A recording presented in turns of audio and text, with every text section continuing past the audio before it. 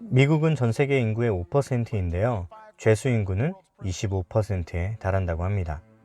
그러니까 전 세계 죄수 4명 중 1명은 미국에 갇혀 있다.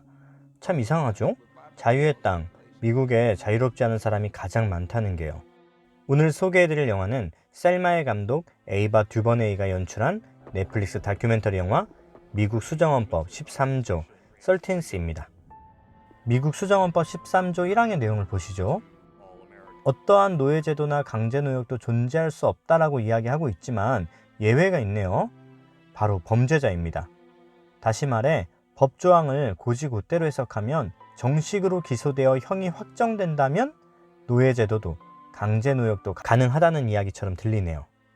그걸 그렇게 해석하는 사람이 어디 있겠냐 싶겠지만 그렇게 악용한 사람들이 많았고 현재도 이어지고 있습니다.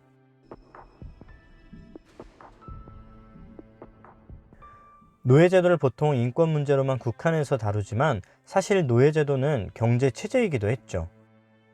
남북전쟁을 통해 노예제도가 폐지된 것은 남부에서의 경제체제 붕괴를 뜻했습니다. 400만 명의 노예로 지탱해온 남부는 고민에 쌓였죠. 그리고 수정헌법 13조의 맹점을 발견합니다. 노예였던 사람들을 범죄자로 만들면 다시 노예처럼 사용할 수 있지 않을까? 이렇게요. 남부의 노예였던 사람들은 배회나 불황죄처럼 아주 사소한 제목으로 체포됐습니다. 그리고는 남북전쟁 이후 무너진 경제를 재건하는 데 사용됐죠. 뭔가 부당하다고 생각될 것을 걱정해 안전장치도 마련했어요. 최초의 블록버스터 영화 국가의 탄생을 보면 흑인 남성은 백인 여성을 강간하는 야만적인 짐승처럼 표현됩니다. 흑인 일꾼이 필요하다는 현실 때문에요. 영화의 파급 효과는 컸고 곧 문제가 발생했습니다. 흑인들은 범죄자일 거라는 추측으로 많은 흑인들이 살해당했죠. 공개 테러가 용납되지 않는 시기가 오자 합법적인 방향으로 바뀝니다. 흑백분리법인 짐 크로입니다. 범죄에 대한 공포에 모두가 지배당한 거죠. 20세기 전반에 걸쳐 미국의 수감자 수는 대체로 고른 편이었는데요. 1970년대에 달라졌습니다. 법 질서를 원하는 목소리가 있었고 닉슨은 그걸 명확하게 전달했죠. 대량 투옥이라는 단어로 정의된 시대가 열린 겁니다. 방법은 마약이었습니다. 이전엔 건강에 관한 이슈였던 마약이 범죄 이슈로 급부상한 거죠. 수십만의 사람들이 대마초를 소지했다는 이유만으로 감옥에 보내졌습니다. 마약을 소지한 건 당연히 잘못한 거 아니야? 이게 왜 인종차별이랑 관련이 있어? 이렇게 생각할 수도 있는데 전 닉슨 행정부의 고위 관계자 존 에릭먼은 마약과의 전쟁은 흑인을 투옥하려던 거였다고 인정합니다. He said, quote, "The Nixon campaign in 1968 and the Nixon White House after that had two enemies, the anti-war left and black people. You understand what I'm saying?" 닉슨 정부의 적은 둘이었는데 하나는 반전 좌파였고 다른 하나는 흑인이었습니다. 반전이나 흑인이 불법일 수 없지만 대마초를 피우는 히피와 헤로인을 하는 흑인은 엄하게 처벌 가능했죠. 마약은 마음만 먹으면 누구든 탄압할 수 있는 강력한 구실이 된 겁니다. Did we know we were lying about the drugs? Of course we did.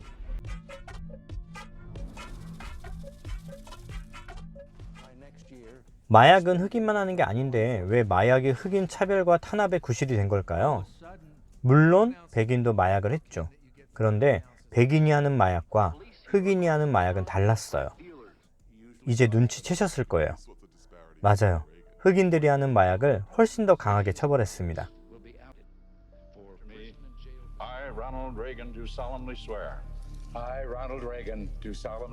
레이건이 대통령으로 선출되며 모든 게 바뀌었습니다. 부정적으로요. 빈부격차가 심해졌죠. Americans dipping under the poverty level has reached the highest rate in 2 decades. Steve Young reports on a new kind of cocaine called crack. 그러다 크랙이라는 새로운 마약이 개발됐고 아주 싼 값에 거래됐습니다. 빈민가의 흑인들에게 크랙이 급속도로 퍼졌고 의회는 기록적인 짧은 시간에 크랙을 처벌할 법안을 만들었습니다. 백인들이 주로 하는 코카인보다 훨씬 강하게 처벌하는 내용이었죠. 크랙 30g과 코카인 3000g이 같은 형량으로 정해졌거든요. 기본적으로 크랙을 소지하는 것만으로 종신형입니다. 크랙과 코카인 차이는 뭘까요? 똑같은 마약 아닌가? and cocaine is exactly the same thing. 결국 마약과의 전쟁은 교묘한 정치적 전략으로 사용되었던 It 겁니다. also fundamentally violated a sense of core fairness. In many ways, the so-called war on drugs was a war on communities of color. A rhetorical war that was, announced as part of a political strategy by Richard Nixon, and which morphed into a literal war by Ronald Reagan. 1981년 마약 관련 예산을 3배로 늘린 레이건 정부는 흑인 사회를 짓밟았고 대량 투옥 시대를 활짝 열었습니다. 여기에 대중의 공포라는 안전장치를 또 이용했죠.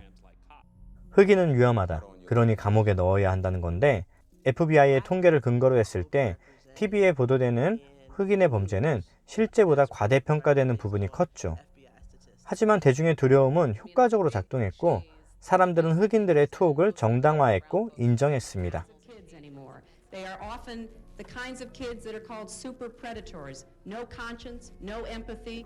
I hate the people that took this girl and raped her brutally. You better believe it. 범죄자를 대하는 태도는 정치적 이슈가 되기 일쑤였고 범죄자를 강경하게 처벌하는 건 법의 수호자, 사회를 안전하게 유지하는 탁월한 리더십으로 보였습니다. 누가 더 강경하게 범죄자를 처벌하는지를 두고 레이스가 시작된 거죠. 그 결과 범죄자도 재판도 넘쳐났습니다. 형량은 길어지고 삼진 아웃제가 시행됐으며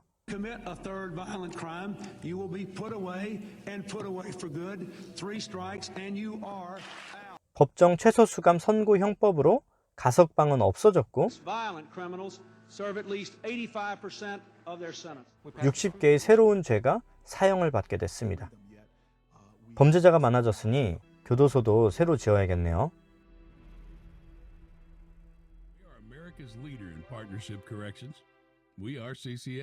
민간 수감시설인 CCA는 주정부의 계약을 땄고 투자금을 지키기 위해 주정부에 감옥을 가득 채워주길 요구했습니다.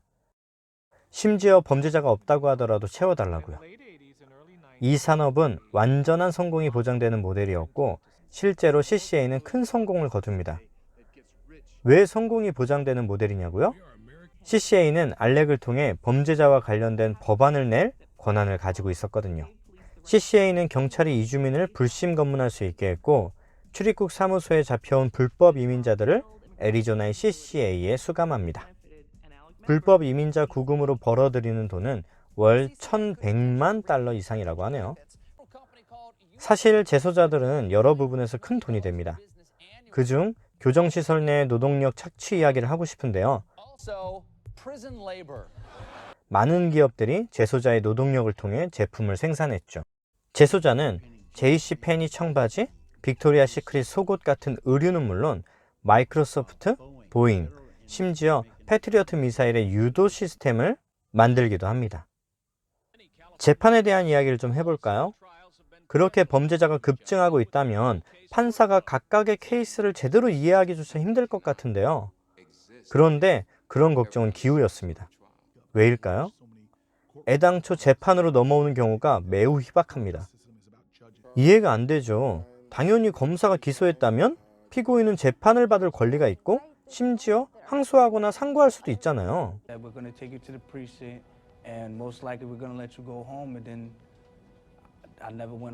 They told you that you could post bail. Yes, that's correct. $10,000. Yes. And of course, I couldn't make that. My family couldn't pay it. 야, 이건 정말 너무하다 싶네요. Rich and guilty than if you're poor and innocent. Wealth, not culpability, shapes outcome. 그러니까 아무나 잡고 1만 달러 내고 보석으로 나가라. 돈 없으면 감옥에 가라. 뭐 이런 거네요. 보통 검사가 묻는다고 해요. 거래하면 3년 줄게. 근데 재판 가면 30년이야. 어떻게 할래? 그래서 얼마나 재판을 받냐고요?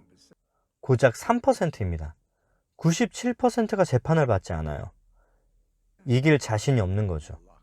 무죄였던 칼리프 브라우더는 15년을 복역할지 아니면 유죄를 인정하고 집에 갈지 결정해야 했습니다. 하지만 칼리프는 양형 거래를 거부했죠. 저지르지도 않은 죄를 인정할 수 없었고 뭔가 설명을 들어야겠다고 생각했어요.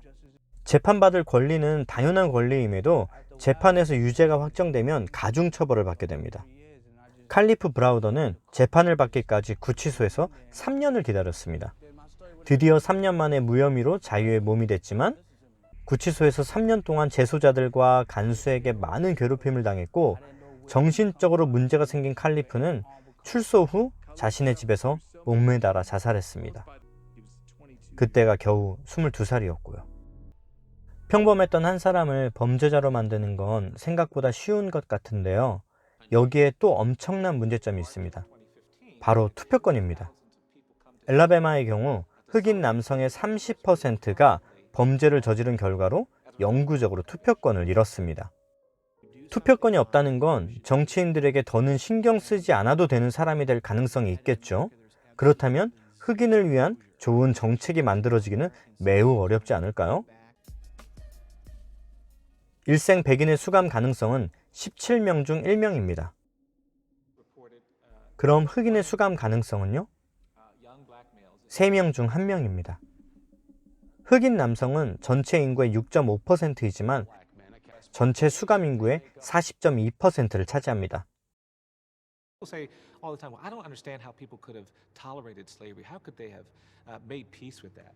How could people have gone to a lynching and participated in that? How did people make sense of this segregation, this white and colored only drinking? That's so crazy. If I was living at that time, I would have never tolerated anything like that. And the truth is, we are living at this time, and we are tolerating it.